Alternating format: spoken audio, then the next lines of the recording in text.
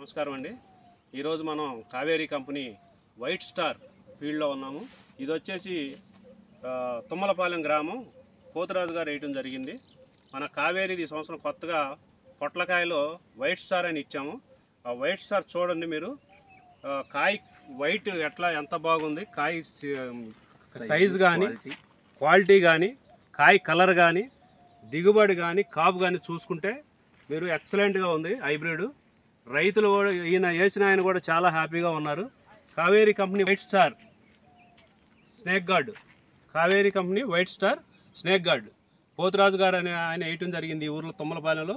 మీరు కలర్ చూస్తే మార్కెట్లోకి అట్లా కాయ వెళ్తే అట్లా కొనేటట్లు ఉంది. కాయ కలర్ వైట్, కంప్లీట్ వైట్గా ఉంది.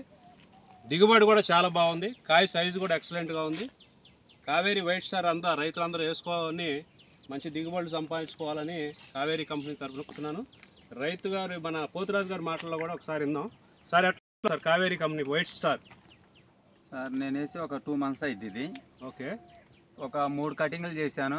ఓకే. ఈరోజు 3వ కటింగ్లోనే నాకు ఒక 7 బస్తాల కాయలాగా దొరికినాయి. ఈరోజు మార్కెట్కి పంపించాను. Okay sir. కాపు అంతా బాగానే ఉంది. ఇప్పుడు వాతావరణం కొంచెం అనుకూలించక కొంచెం అప్ అండ్ డౌన్గా ఉంది. ఓకే.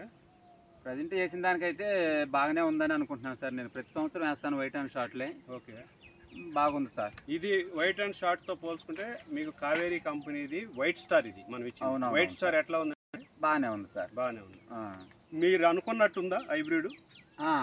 ఈక్వల్గా కొంచెం అటు ఇటుగా ఈక్వల్గానే ఉన్నట్టుగా అనిపిస్తుంది. దిగుబడి ఎట్లా సార్? దిగుబడి బాగానే వస్తుంది. నమస్కారం, thank you sir. Okay sir.